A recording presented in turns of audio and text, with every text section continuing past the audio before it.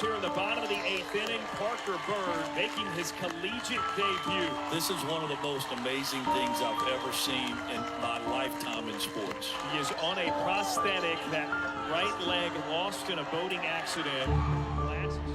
Parker's the first amputee to play Division I college baseball. It's pretty amazing. Parker, for those who may not know your story, can you take us through it from the beginning? Last year, 2022, I was coming to ECU for my freshman season, something I'd really looked forward to all my life. Both my parents went to ECU. I've really been an ECU fan of my whole entire life, so I finally got an offer my 9th grade year, and I committed right on the spot because, I mean, I love it here. So we came to summer school in June of 2022, just to get acclimated to the new environment, the school here, kind of what the program's like. Everything was going great, and one of my teammates that was a freshman as well had a river house kind of near Greenville. That Friday after our morning workouts, we went out on the boat, went tubing, had a great time. Me and one of the other freshmen named Dixon Williams got on the tube first that day. Dixon ended up falling off the tube first, and as soon as he did that, the driver snatched the boat the other way, which caused the tube to hit a wake, and I went way into the air. I was kind of using the rope from the tube to help pull myself in. As I got within maybe 10 yards from the boat, the propeller got caught with the rope and basically sucked me under the boat and hit both of my legs and hit my left hand as well. I immediately pushed off Miles, who was supposed to go back to Greenville that day, jumped in immediately because he had a friend from back home, he's from Florida, who ended up dying in a boating accident. He kind of knew everything to do, that the extreme was pretty bad, so they transported me to the marina there where there's an ambulance waiting on me to take me to a local hospital where there was a helicopter waiting on me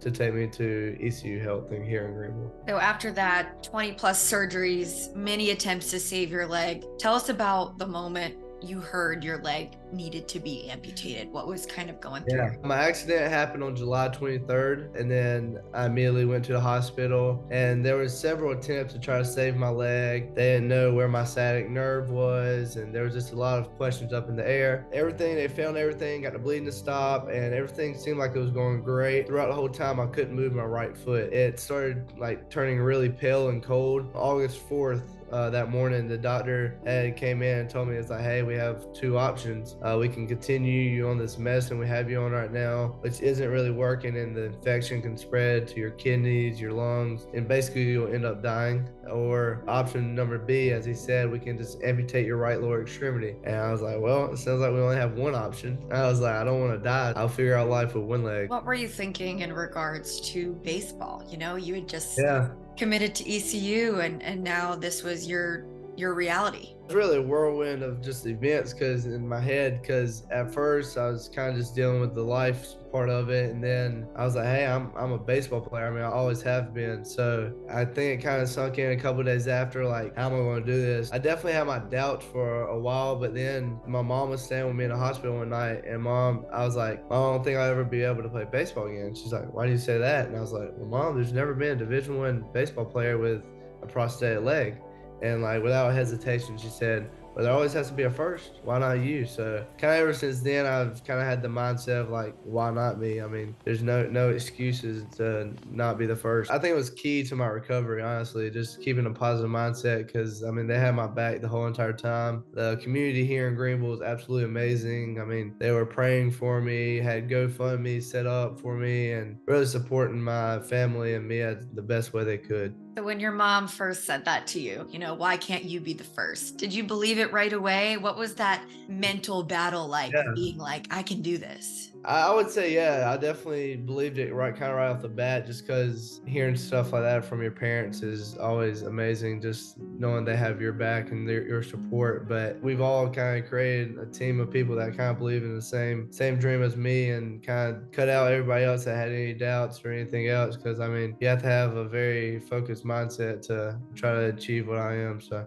tell us about achieving that, you know, getting back after all those surgeries. I'm sure months and months of still ongoing physical therapy, getting back into the cages. What was that like? It was a long road to recovery. I mean, as soon as I got out of the hospital, I was still in a wheelchair at first, but I would sit there in my wheelchair and just watch pitches off the machine, just seeing the velocity of the ball. I transformed into a walker. I still had wound vacs on my leg, which was just cleaning everything out. And then I was still having surgery, so I'll just sit there and hit with a walker with one arm. Then I translated to finally having my prosthetic, but at first I couldn't put a lot of weight on it, and I was kind of non-weight bearing for a little bit. So I would hit with a crutch with just one arm, and I was finally able to start hitting with two legs, but it's kind of just mostly upper body, to be honest with you. And then I started hitting with this hitting coach named Lance Martin, and ever since then, everything's just kind of skyrocketing. I got a new prosthetic from the Challenge Athletes Foundation. I'm sure it wasn't always easy. And, you talk about it and you're like, it's amazing what you were able to do. I'm sure there were some really, really hard moments and times where you doubted yourself and everything. What was able to carry you through when those times got really tough? I would just say my family and the support I had, just seeing them believe in me. I always thought, like, why can I not believe in myself and somebody else is? So just seeing their support, and I mean, they're at all my scrimmage games, all my sisters, just the sacrifices they've made for me to live out my dream, just because they knew that I would need extra help, just motivated me to never quit and just to keep going even when I doubted myself or times were getting hard. I just kept going because of those guys. What would you say you learned about yourself, about life, about everything from going through this? That you always have a chance, that no matter what, like, people will always believe in you, and that people really genuinely care about you, and that they will do anything to see you succeed. And there are really a lot of great people out there that will help you get to where you are. So just because of my experience, I definitely wouldn't be here today without my support system, with just my family, the community here, and seeing that support. I just really opened up a different perspective on life and people. I've been close to death, so I know that it can get taken away in a heartbeat.